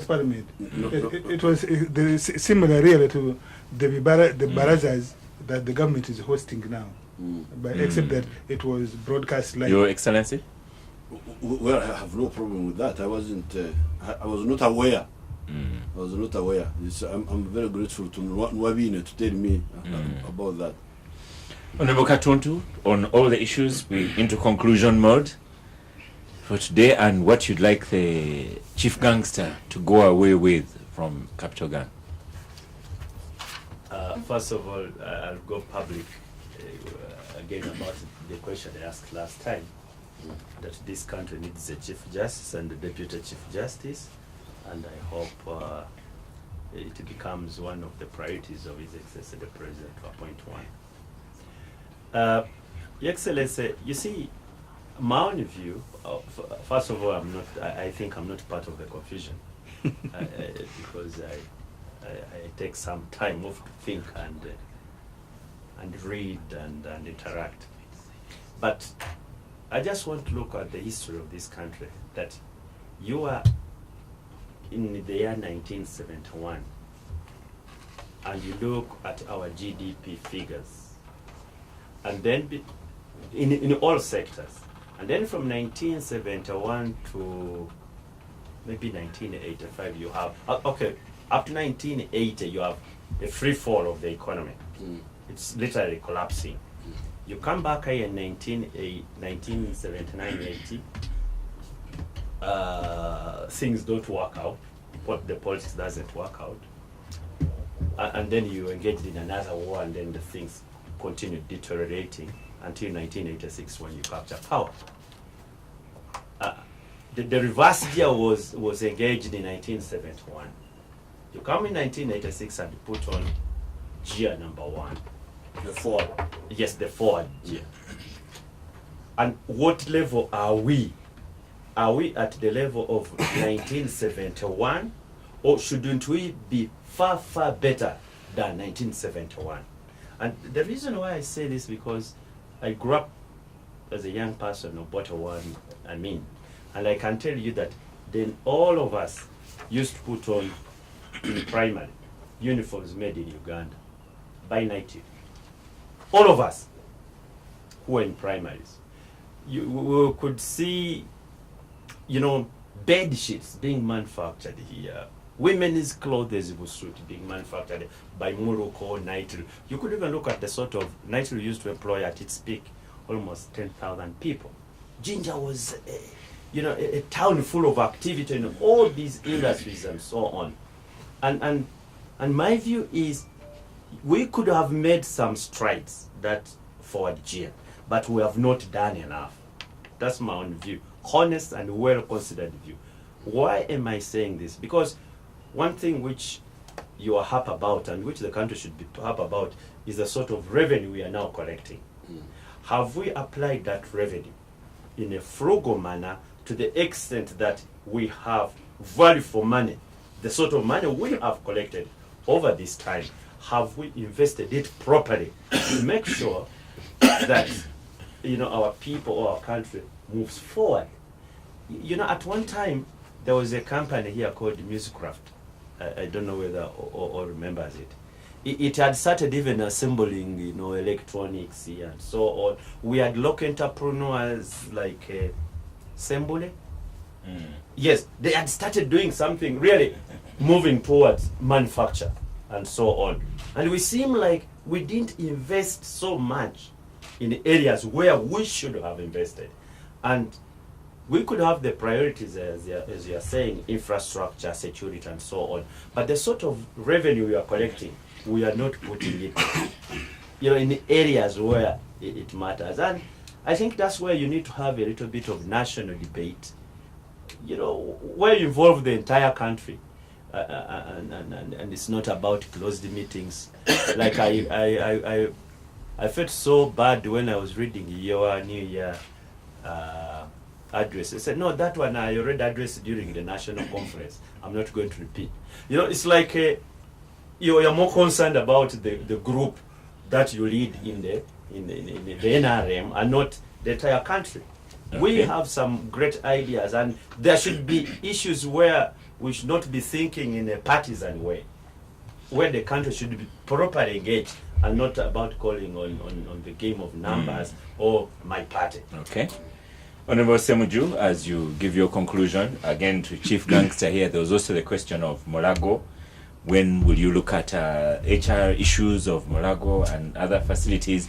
And then we export doctors to Trinidad and Tobago perhaps, and yet we still need them here. As I have a message here from Margaret who said, as the president of the country, the national health and Morago should be linked to you yourself. Another who said, because you said we shouldn't think a bit ahead, should we not plan ahead? Same would you conclude? Yes, That's got a laugh from the Chief Gangster. I'll make 4 very brief points. Thinking ahead and planning ahead. I'll make 4 very brief points as a way of conclusion. One is on the institution. I think this has been one of the weakest area of the president, the institutionalization of the country. The day he will depart, he will leave behind a very divided and very weak country.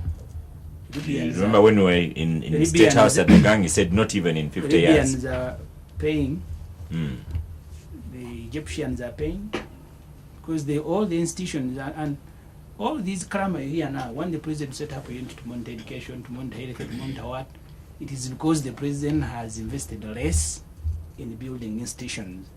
Let me tell you, Oscar, today, President Museveni, personally, and I think General Muntu keeps making the point that as we clamor to take over government, we must not make the mistake the president has made. He is the only point of stability in the country. If the NRMs are fighting, they must look for where he is. If he's in Chisozi, they will run there. If borders are fighting, they must run to him. If markets people want stall, they must run to the president. The entire government is almost collapsing, and everything is going in the State House. From committees on land, committees on military, on each and everything. Just imagine a day Uganda will be without Museveni. And the weaker mind think that that should be the reason for him to continue. Instead of agitating that we must institutionalize such that you also need to have a rest. Okay, but if stores people in the markets are running to you, borders, women groups, those in Usoga, the youth, I don't know if you ever have time to sleep.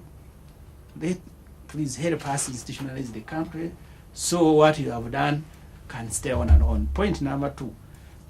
The level. I thought number 3. No, the number 2. And okay. Let me go through them very quickly. The level of production. When you came, you are distributing tractors, Tata lorries, produce for marketing, produce for this. Now the whole country is sloganeering. That was about it true. No. I at least in my area we received them tatas and tractors. Yes, We did promote coffee. Promote maize and beans. Now all the posters in town are posters of not produce for marketing, but posters of solo candidate. As a result, the last time my committee was interacting with the Bank of Uganda, on a monthly basis, we import things valued at about $500 million US, and then export at just about 200. Our balance of trade, our trade does not balance because of the politics, because of the investment in politics. Finally, the transition. There are amendments your cabinet is doing this and that. You need to share them with the public. You want to know what you want to do to our constitution, whether it is in the interest of you, the leader, or the leaders, or the country. But finally, I want to plead with you, Mr. President, that all what you have done, and it will be a fool to say that you have done nothing, will go to waste if we don't handle transition from Museveni to another leader together as a country and carefully. Because if every person within your own group who wants to be president must be dealt with the same way you have dealt with Mbabas, you now have this group of cheerleaders who are around you. For them, the whole thing is about solo candidate. And because Thank you you. go through this every day, 100%. after seeing the solo candidate, they come to ask for money, and you give them. Okay. So let's handle the transition. Thank you. All of us are going to be beneficiaries. More messages here before I allow half a minute, because when a general is here, what conclusion do you have to make? Linda J, excuse me, says the president's top two issues remain unaddressed: tackling incompetence and corruption. On these, President Museveni clearly lacks vision. Then I have Kisesi Robert in Bali, again contention for listener number 1. Gang, I think Abdul Katuntu is interested in the candidacy for Chief Justice. Then, you see, Kisesi, Abdul Katuntu is saying what is in the Constitution, in my opinion. The animal sector is vital. Actually, I was agriculture. interested in the candidacy for Secretary General. You were nearly appointed for that one. You just didn't know. Next time I'll apply. The animal sector is vital in agricultural income. Why don't you give it its own ministry? Try this and you see changes if the right people run it. That's one says SGO. Oscar, I'm happy that the gangsters are well disciplined today. Is it because of the general, and that's Pius Okunyok of Magoda's Tororo? Magodes. Okay. Thank you. I thank His Excellency for engaging the gangsters.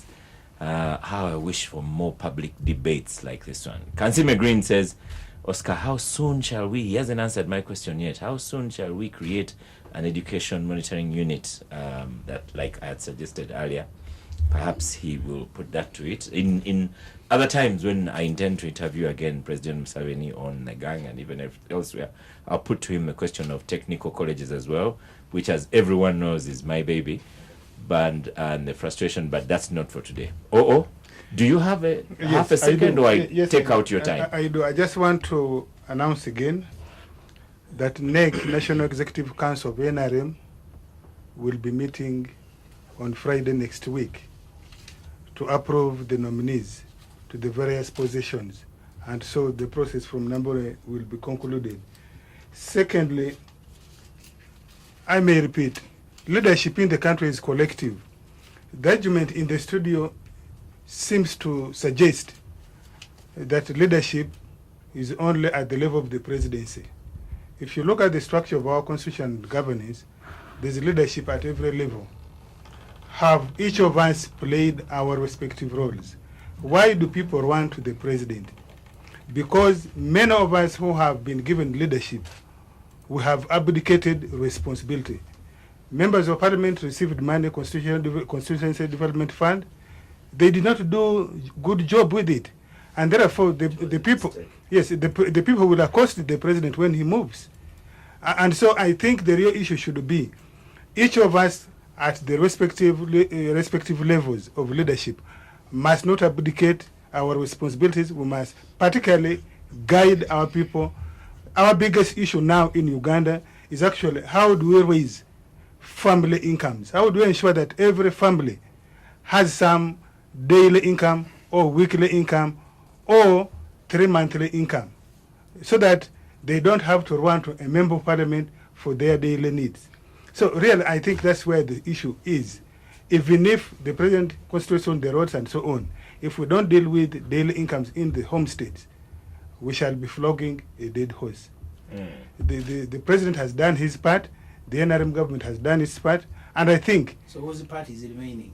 Yours as a local leader, as a member of parliament. I'm not so sure if Semuju, you have convened a meeting in Chazanga where you come from, apart from running around Kireka, to guide the people of Chazanga on what they can do with the acreage of land that they do have. I don't think you have done so. I don't think you ever bothered at all to talk to people about household incomes at all. I don't think you bother about that. Semujo and the questions go to Chief Gangster today. Yes. We will bicker again next week.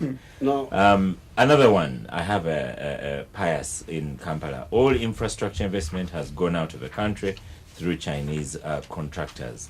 Way forward is to ensure local participation, which will ensure that at least 30% of liquidity remains in the country. This will solve the poverty challenge in the countryside. Ask the president about Jagali Dam kickbacks of up to US dollars 200 million. Is that true? Some of the messages we have here, and then a lot of the messages, Your Excellency Chief Gangster, is on the Sejusa question. I think you have to say a little bit more than it shall stop. Sejusa is under house arrest now. You've seen photographs and pictures. The points I didn't tackle the other time, one was, do you admire Mandela? I think what they meant here was that because Mandela served one term and retired, that was admirable. Admirable. Well, you should remember that Mandela was a very old man, was slightly older than me now. By the time he came from jail, he had been more or less like a martyr. So that's why he couldn't serve long, because he was too old by the time he came from jail. Because by the time he finished his first time, he was already towards 80. That was his. I think that's why he retired. Mulago Hospital, when will they get higher salaries? I have proposed that next year we deal with the academicians and the doctors and the district councillors. This one I proposed in Nambode. The educational monitoring unit to be in State House, where we can consider it, what I have done in State House now is put 2 monitoring units, the one of health and the one of roads, of roads. So that idea has come up, the one of health and education. Education, to add education, because education is the other mass consumption ministry. The issue of Chief Justice, I have no problem. I had proposed Odoki, and the system said no, he couldn't, so I will get another one. That's not a problem. From the names which I will receive from the Judicial Service Commission. Honorable Katuntu is still talking about the production levels. I want really to help you that the production levels are now much higher than they were in 1971. Forget about 1986. Let's take the cows which you are talking about. At independence, Uganda had 7 million heads of cattle. By the time we came from the bush in 1986, there were 3 million. There are now 14 million. Those are the figures. We are now about 14 million. The number is bigger than ever before. You go to tea. The production of tea in 1971 was 23 million kilograms. By the time we came, it was only 3 million kilograms. We are now at 60 million kilograms of tea. And by the way, all the tea is processed here, as you know. Yeah, but the population has also grown. Yes, but we have, we even if you say the population has grown like 3 times, but you see the tea production has gone up also 3 times, from 23 million to now 60 million kilograms. I have already told you about the milk. I quoted for you the production of milk. Sugar production, even in 1971, I don't think it was about maybe about 80,000, all the factories, but now we are around 400,000 metric tons. The Mutayimbo steel products, I think now the production must be like 200,000 tons, something like that. So the production has gone up. It could have been higher, it is true, but definitely it has gone up. Now the other, somebody said, Museveni, you said we should not put it too early. Are you saying that we should not plan ahead? Now, planning ahead. It was more like you are saying you will not declare. So does that mean we shouldn't plan ahead? No, we plan ahead by working in the present. See, when we work, I think for me, I am tied to my history of struggle. By struggling devotedly on the assignments of the moment, then you create a base for how you can correctly decide on the future. Because by implementing effectively the assignment I'm given now, if I'm given a road, I work on it very well. If I'm given like in our case when we are fighting, we are given that assignment, I do my assignment well. By so doing, I'm actually contributing to the future. Because when you come and you say, okay, where are we now? We are here. Okay, so how do we go forward? Since I have successfully implemented this phase of the past and the present, you can more accurately discuss about the future. So after by excelling on the present and the past, you are actually planning for the future. You are planning for the future through what? Through action, not through just talk. Yeah. My son Semuju, he's very much worried. He's a worried man. He must be developing blood pressure, although he's still young, that the institutions are weak. Institutions are weak in Uganda. How are they weak? Because when I look at these universities, I'm no longer even a vice chancellor of any one of them. In the past, presidents used to be vice chancellor. What do you call it? Chancellor. It was called chancellor. These universities are churning out huge number of people. I'm not in any one of them. I no longer even attend graduation ceremonies. They just self-propelling. Secondary schools. There are so many, Mr. Honorable Semuju, that if anybody attempted to control them, he would just go to Butanuka. Because I think altogether the secondary schools are like 4,000 plus secondary schools. You look at the army. You look at even this police force, although it has got this challenge of crime now. Institutions. Take the police force. How big was the police force? Even in the time of Obote, I think they were like 3,000, 4,000. We are now talking of a force of almost 60,000 now. Full of very highly educated people. The other day I was attending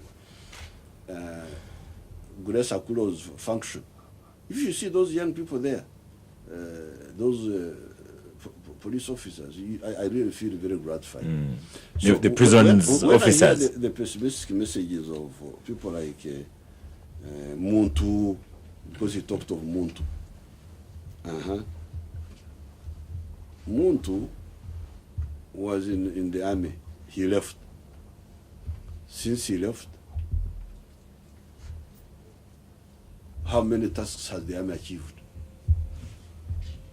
Without Muntu, without BCA, those who are there denigrating the army. We have pacified Karamoja. We have defeated Koi. We have defeated the ADF. Since those talkers left, the Uganda is totally peaceful. So what institutions are you talking about? So Semuju is happy with the prison service. Semuju is happy with the prisons service, the Uganda prisons, because the short time he spent there, he said he spent some time with you.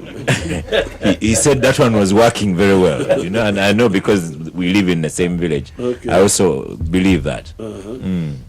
Now, sole candidate versus production, I think that people are concentrating on sole candidate, not on production. That's why I don't want to be part of that excitement. That's why I say, please, let's leave the politicking, concentrate on production. Transition. Again, Semuju is worried about transition. There is no worry about transition in Uganda. I can tell you this. The problem is that I think the problem you have is like I am here. Our army is in Somalia. I have visited that place once, some few years ago. Our other army is in Central African Republic. I have never been there. The other is in South Sudan. I visited there once. But those people are doing their work. Only once in a while they get a problem here and there, and then I come in and okay, some sort of like a consultant. So if you say institutions are not working, I think you are not serious. I think you are turning your. Yes, there are some which have problem, like the civil service still has issues, but the revenue authority is doing very well. Kampala City Council was an institution. It was there. It was not doing well. See what Museveni has done there. What has she done? What has she done? You got Kafumbe Mukasa Road. No, sorry to engage you of this, but it's a very serious point that we need to discuss. This Kampala you're talking about in the center is a Kampala of 60. The Kampala that has grown under you is an informal Kampala. In Kigali, the city is no longer accepting informal settlement. At one time, when you are no longer a president, we will have to erase this Kampala because you see the physical plan for which we paid 9 billion shilling.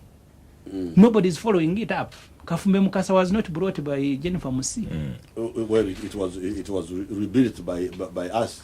Yes. Chief Gangster, let me read out a couple of here and then we will have final word here. I have on Facebook, Edward Mukasa says, should we have a president continue to be the appointing authority for office of Chief Justice and Electoral Commission Chair? The president is both a player and a referee in the same game. And then I had another one. Can you be engaging with somebody? Yes, I had another question here. Semuju has made my day. I've enjoyed myself. Then I have Tumukunde Conrad says, as you people discuss the matter of Muslim clerics in Uganda, the thugs also finished one of our own, Andrew Gatare, who was hit around Sena Hotel. Burial is tomorrow in Nyabariza, Ntungamo.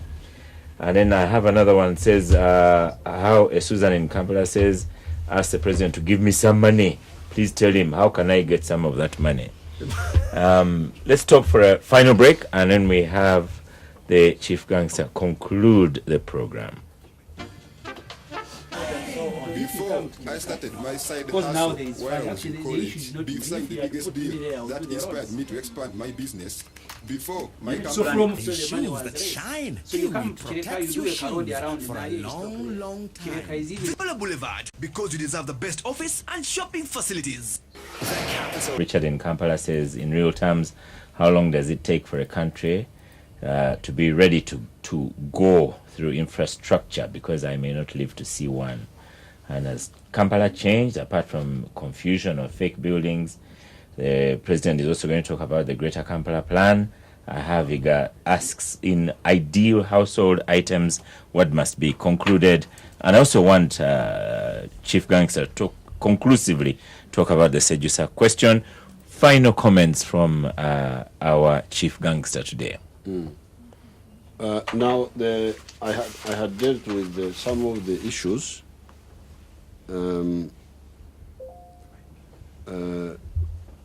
So I talked on the issue of weak institutions, which I don't accept. The institutions are there. Some are very strong. Some are there but corrupt. They can be improved with the infusion of better cadres, like we did with the Kampala City Authority. Now, Honorable Semuju is saying that Musisi is concentrating on the old Kampala, yet there is the bigger Kampala, which is not well planned for. Yes, I know that, but you see,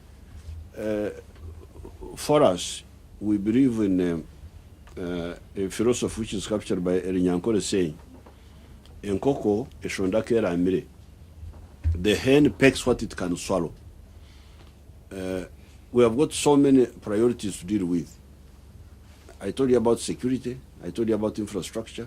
I told you about education, about health, so what our budget cannot yet afford, we cannot take on.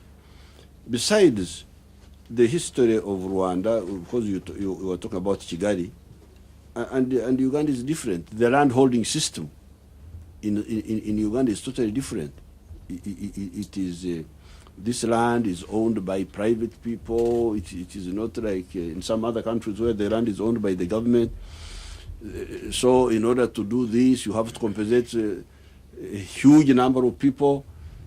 So we need to plan for that when we are more able. I know there is that need, but we cannot do all things at the same time. I don't believe in that philosophy of being everywhere and nowhere. The issue of Chief Justice has Katuntu raised it again. I told you I had nominated His Lordship Odoki, but now that the committee did not accept him, I will nominate another one. Minister of Animal Industry, because if animal industry is by itself, it will be better than when it is together with agriculture. That's an opinion which has been there, but I see the cattle industry moving even now, because I'm in that sector. I don't think that being twinned with agriculture is hampering it seriously. Technical colleges. We have a number. I didn't come with the figures today, but our plan is to build a technical school per district, and then eventually per constituency. That is the plan. The other time when I was addressing the NRM conference, I gave the figures, but I didn't come with them here. Chief Gangster, on that one I have a lot to say, so one of these days I should engage you on that one. Very good. Now, the Chinese, much of the money is being taken by Chinese companies because they are not, the locals are not taking these contracts. You see, me as a guerrilla. You are a president, you are not a guerrilla. But I am a president. No, you stopped the day you left it. You are now a president of the Republic of Uganda. Thank you very much, Honorable Semuju. But I am a president who has got a discipline over guerrilla. Now, the guerrilla does things at a time. You cannot do everything. So, if the road is done by the Chinese, like now you can move from here up to Kisoro on a good road now. You can go from here up to Mundubujo on a good road. You can go here all the way up to Koboko on a good road. We are almost going to Gulu. The road between Karuma and Gulu has not been good, and also between Karuma and Kafu has not been good, but they are working on it now. You know, Chief Gangster, when you're on gang and talk about roads, the Chigo Road is going to come up. you are the one who has taken yourself there. Yes. Otherwise, very soon we shall be moving on a very good road from here up to Nimure. So, if you open up the country and the goods are able to come, people are able to travel and the goods are able to come cheaply, later on, you can go into these other issues of, okay, when we opened up the country, how much money went to the Ugandans, how much money to the foreigners. That will come. But you want it to come now. I think there is a problem of prioritization. Bujagar kickback, well, that's good information. Why didn't you give it to the IGG? If you are aware that somebody gave a bribe of $200 million on Bujagar, please go to the IGG, and I'm sure she's a very tough lady. She will follow it up. Now, finally, Sejusa, I told you that he will be handled. Not everything must be said in the papers. You will see how that issue will be handled. Just be patient. It will be handled. I thank you very much. Just 1 second, Chief Gangster. We need a vote here. Then you will congratulate the winner. The sample is small, dear listeners, because I have 3 gangsters today. But bear with this. This is our tradition.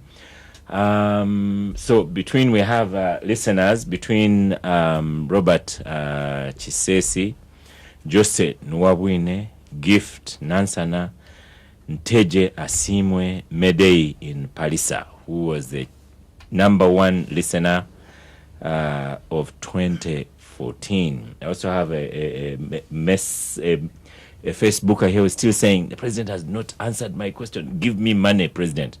That's maybe we'll put it to him when he comes back again. So, Ofonopondo. I gave Robert Kisesi. Hold on. I gave Robert Kisesi from Bali. Ibra Semujo. Gift. Abdu Katuntu. Robert Kisses. Well. Congratulations. What gifts are these? No, these are no gift. Gift is a name. Gift is a name. Is one of the participants. We are looking at listener, #1 Capital Gang listener of 2014. Chief Gangster, I'd like you to congratulate Robert Kisesi of Mbale for having one. He's also an NRM youth. Oh, they do more. They do more listening and SMSing and all those things. But how do you get the data? They on the system screen. Okay. Yes. Robert is an NRM councillor in Bali municipality. I mean, so Norwin is also NRM, Asimo is NRM, but we also had a telephone call from Kisesi, but it wasn't so clear. But so your job now is to congratulate him. I congratulate Robert Kisesi, Wanyaranavi from Bari. I congratulate you. Yes, and so Robert Kisesi, at an opportune time, you'll come to Capital Radio and receive your goodies. we would like to thank the gangsters of the day. Chief Gangster, as usual, you must say you are Chief Gangster of the day. This will be at the end. Honorable Ibrahim Semuju, thank you very much for your comments on the gang. Honorable Ibrahim Abdul Katuntu, thank you very much for comments on the gang. Honorable Mr. Oponopondo of the Media Center and NRM, thank you very much for comments on the gang today. The Twitterers, Facebookers, SMSers, thank you so much for contributions today. And the Chief Gangster, His Excellency, General Yoweri Kaguta Museveni, thank you. And this is for you to say that you are Chief Gangster today, President. Well, I am happy to have been here, to have been given the title of Chief Gangster. I thank you very much for listening to us, and I thank the panelists for really helping me to answer these questions to the public. Yes. Although many of their points are wrong, but it's good when they raise them. Yes. I answer them, and it helps. I'm sure the public to know. Yes. To know better. We must commend you, Chief Gangster. And Semuju was talking about me engaging in the what do you call these civil society groups and the other political parties. I have no problem. I have no problem. This is their country. The opposition invited you, you didn't turn up. No, they didn't give me. My staff are here. You know, I'm a sort of a puppet. I go to where my staff tell me. So there is a lady there called Nakarema. You just arrange with her. I will come when I have, if I have time. Thank you. We should say you're really a statesman now. You know, when we think about it's Ofonopono that doesn't like the Americans, but you have President Obama who continuously goes to those television stations that are against him and radio stations that are against him. And as you have faced off with Semuju and Katuntu. Next week, I'll ask the listeners, I'll ask you who won today's battle.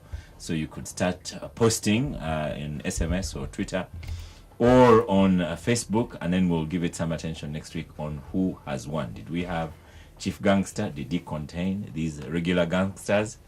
Thank you very much. I continue to wish you a happy new year. I am Oscar Semoyamsoke and shall see you soon. Thank you.